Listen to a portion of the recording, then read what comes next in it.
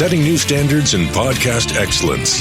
You have joined the WBT, fully focused on business and taxes. Here is your host, Michael Lodge.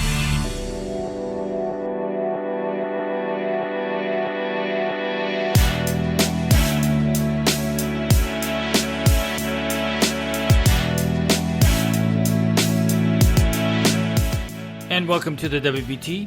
This is Michael Lodge. I'm glad that you have joined me. I don't know where you're at, but I'm in Florida, so we have a little bit of sunshine, a little bit of rain, a little bit of wind. We got it all, except for snow. No snow. No cold weather. Hot as can be. So what are we going to talk about today in our podcast? Did you get your cup of coffee? Go get it. We'll think a little bit just before we talk. A lot of you are going to be leaving your jobs, or you may have lost your jobs because of COVID.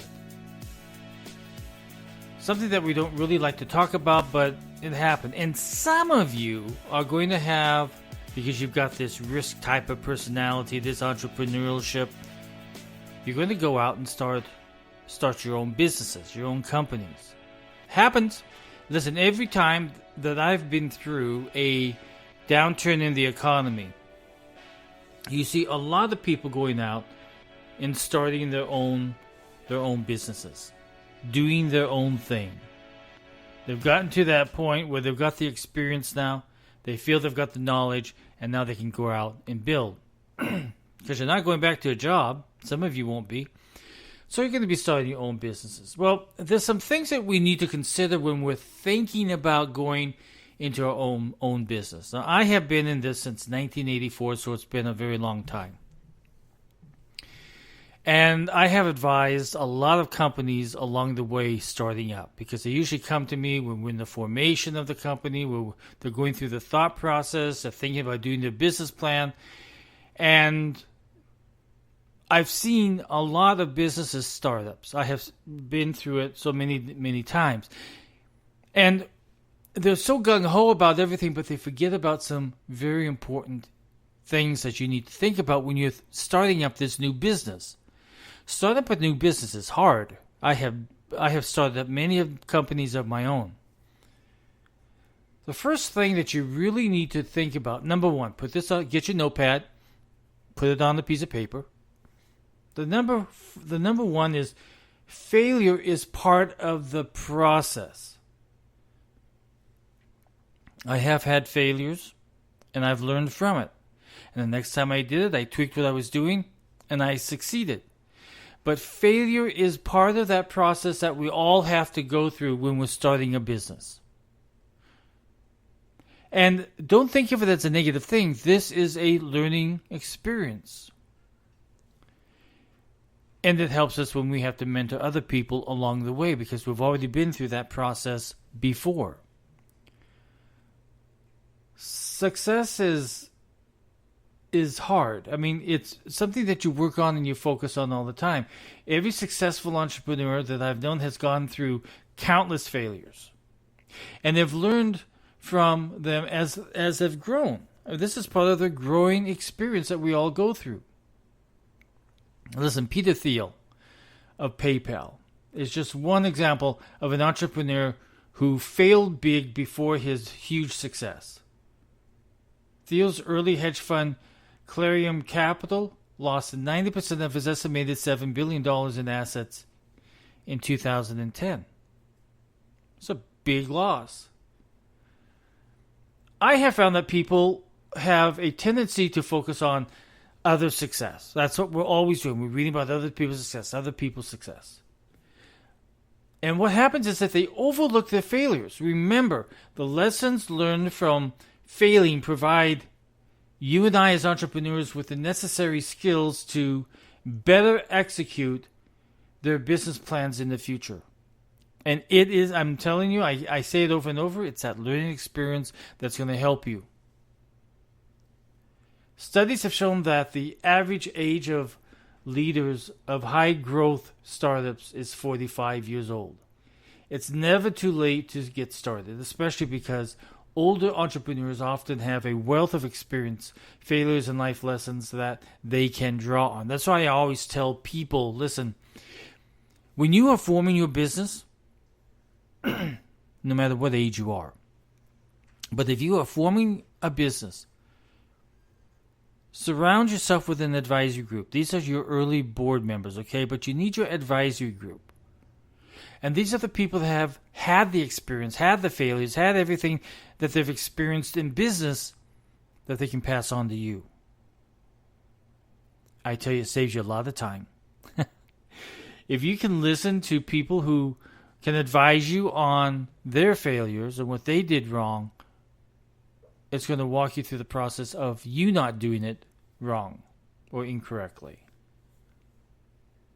Now, being an entrepreneur, I'm telling you this right now, it can consume your life. When I was starting up my businesses, I've had a tax office, I've had an accounting office, I've had a healthcare nursing company, I have had a call center in the Philippines, I had all of these things going on, a real estate company.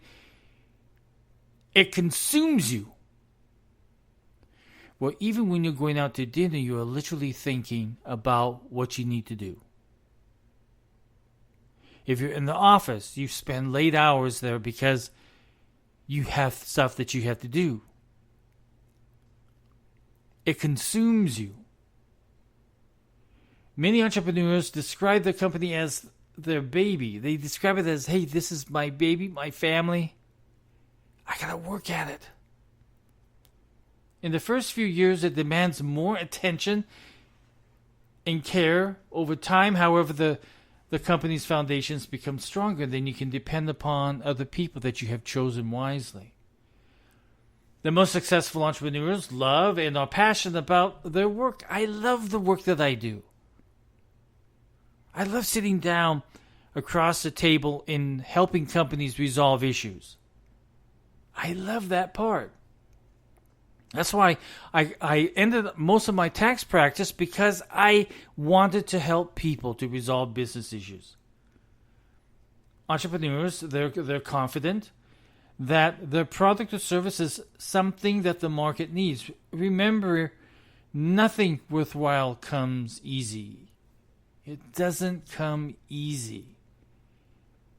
And you will have to sacrifice a lot of your free time so that you can give your business, your startup, your baby, the attention it needs to thrive. You don't know how many times I have slept under my desk because I had to get something done and I needed 5 or 10 minutes worth of sleep. It consumes you. And if you're not consumed by it, you're probably going to be putting a for rent sign on your office door sooner or later because your passion and focus just is not there. Now, the other issue is doubt. I can speak to this from my heart, is that doubt, you will doubt yourself at times. Doubt is a normal human emotion, especially if you have been working on your startup or your business for a while without seeing much success. One way to overcome self-doubt is by analyzing what you've done right and what you can do better. Doubt will creep into your mind, and you're going to be listening to family members too who are going to be telling you, nah, you can't do that. Family, I tell you, sometimes family and friends are the worst obstacle that's put in front of you. The other thing that I always suggest, because I keep a journal, I am a journal guy, okay? And you need to be taking notes throughout your startup journey because it is a good way to allow you to recall past events. As an entrepreneur, your life is probably hectic at times, so note-taking or journaling, which I love to do, I journal every single day, is an essential tool to analyze yourself. And it also gives you that ability to say, okay, here's what I set out to do, that was my success, and what do I need to do to make the other things on my list achievable? We can always be better and do better. We can always be better and do better. Repeat that to yourself all the time. Doubting yourself too much will hinder your productivity. That's why confidence is an important trait for any entrepreneur to process. You have to exude confidence. Exuding confidence instills confidence in everyone around you, whether it be your customers, your team, or the investors that you've brought into the project. Doubting, I tell you, especially with family and friends, I tell you, sometimes you love them to death. You just love them to death. But at other times, you just hate them to death because they've got so much negativity about what you are doing. And you have got to learn to turn it off. You just say to yourself, these people mean well, but they really don't know what I'm doing. Doubt, I tell you. You gotta face it, and you've got to deal with it. Because once you start doubting yourself, everybody around you is going to be doubtful too. Now, as I look back on my experience in starting companies, I find that the first few years are especially challenging. And if you look at data, and I'm an accountant, so I'm always looking at data. According to data from the Small Business Administration, only 50% of businesses with employees survive the first 5 years, and only a third survive 10 years or longer. These statistics are a reflection of how difficult it is to start a business, to start a company, to start something, to build something. Building a strong team is one important step that you have to take, and it reduces the chances of failure if you have a strong team. Remember, when you're hiring that team, you are not hiring them because you like that person. You're hiring them because what value do they offer your company? What value are they going to bring into the company to make your company succeed, to grow? Building a strong team is one important step to reduce the chances of failure. Your team should have a broad range of wealth of experience. What experience do they bring as value to you?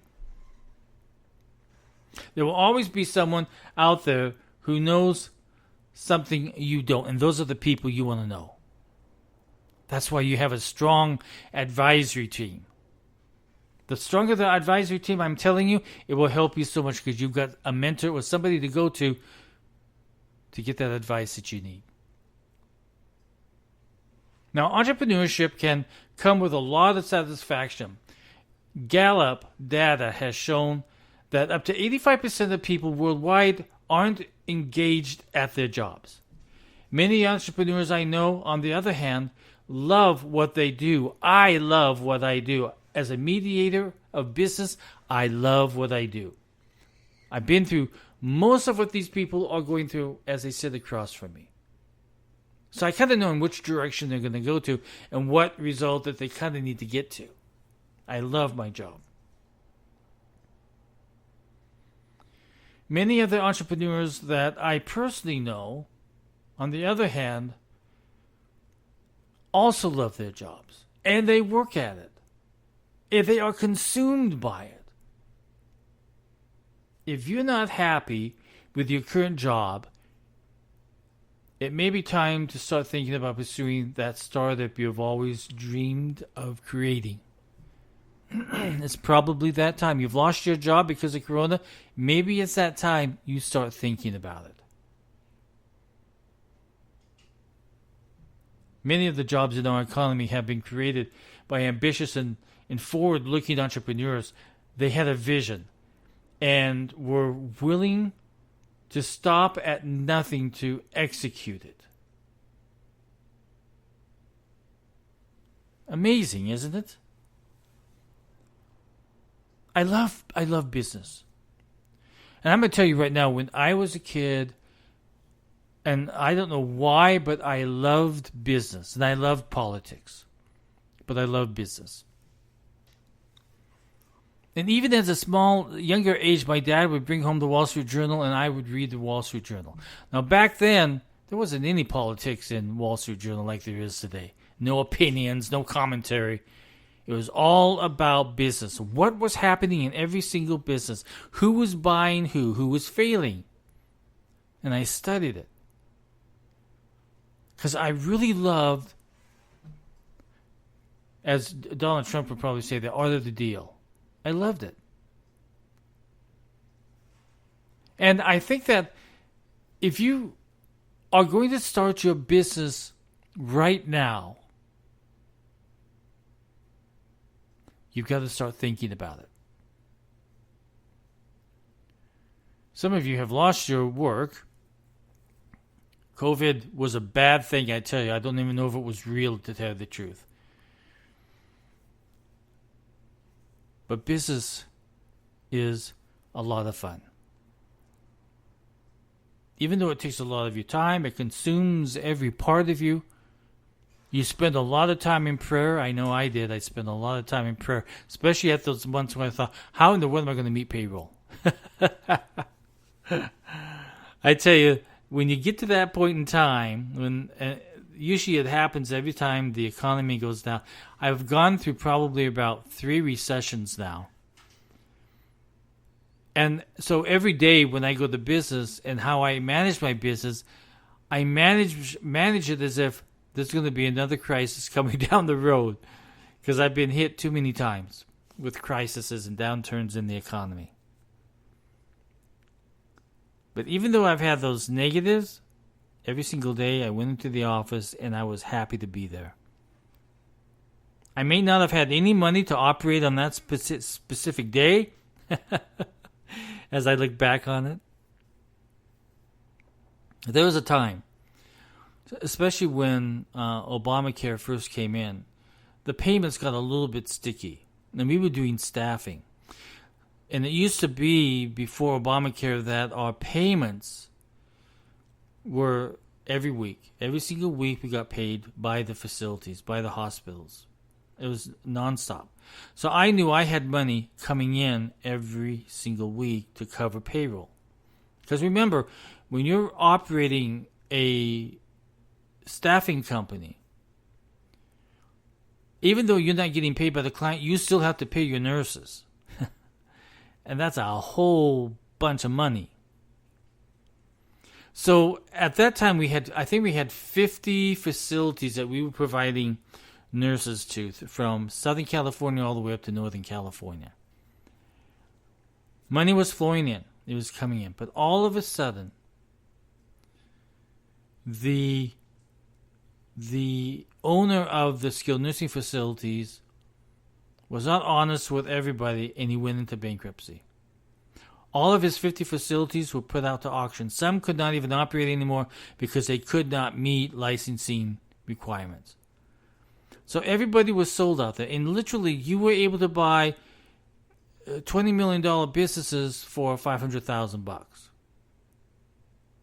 I mean, that was how bad it was. So you were able to get 300-bed facilities for like $500,000. And people went to the auction and they bought them up.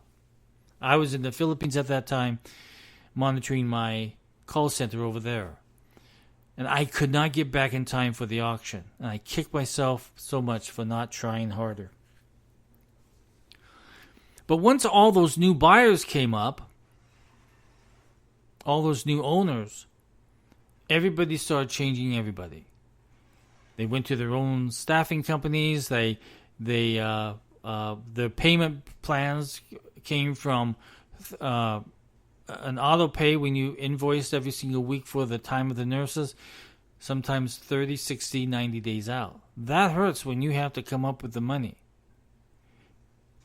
So I had to kind of rob other divisions of my company in order to pay for the staffing company, because we were hit hard by that bankruptcy. And then when Obamacare came along, same thing happened. Payments became longer within the facilities. So you sit there and you say, oh my God, now how am I going to meet payroll? How am I going to get past this one point? So you learn how to adapt. and you learn how to strategize the usage of staffing and also the usage of the funds coming in. And sometimes you have to miss other bills in order to meet payroll. I mean, you have to make these choices and these decisions when you are starting up a company or in a business where you've been hit with a crisis or a downturn. You have to become creative. So I want you to realize that when you start a business, you're going to have these up times and you're going to have these down times. Learn from the down times and know that you have to be very, very patient. You have to be very creative in how you conduct your business. So right now, COVID has kind of eliminated your job and you're thinking, what can I do to make money? I encourage you to do that. Because that is the only way you can tell if you can make it through. I told everybody at the very beginning of COVID that this is going to really show how well of a manager you are, how well of a business person you are, if you can take your business and make it all the way through COVID.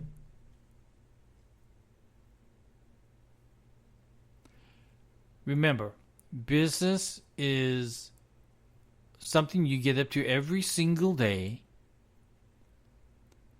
and you attack the big issues before you attack the small issues. Attack the big issues before you attack the small issues. That way you can get them out of the way, and then you can focus on everything else that you need to do. Smaller issues are easy to resolve. And sometimes the people who are creating the issues can resolve it themselves. I love business. I tell you, every day I get up and I'm happy to go walk over into my office and get to work. I like sitting down and talking with you on this podcast. I love that more than anything else. But just remember, building a business, doing a startup, it's going to consume you.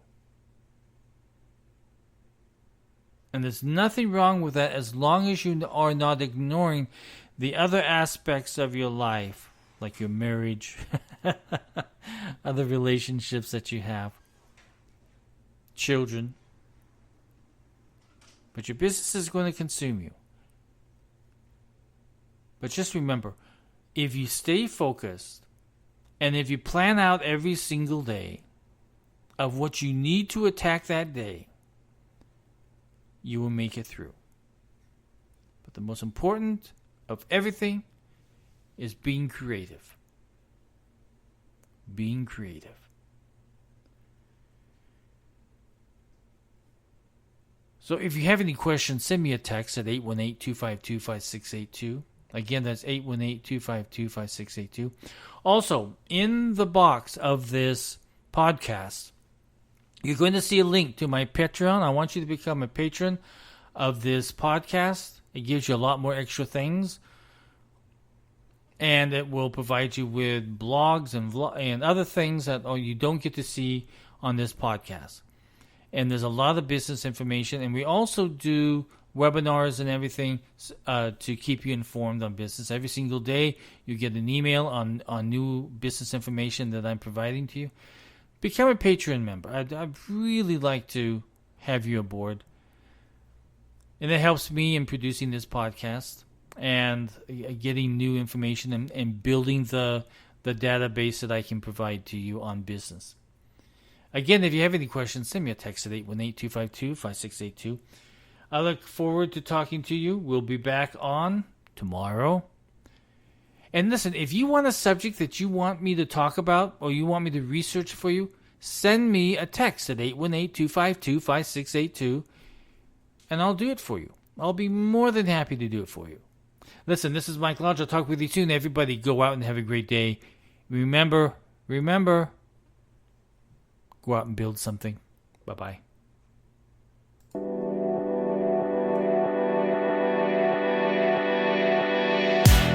Thank you for listening to the WBT with Michael Lodge. Join us again tomorrow as we explore more about business and taxes. Follow us on iHeartRadio and go to our podcast website at www.wbtmedia.com. wbtpod.com and listen to all of our podcasts and read our blogs. This podcast has been produced by Michael Lodge, fully focused on content.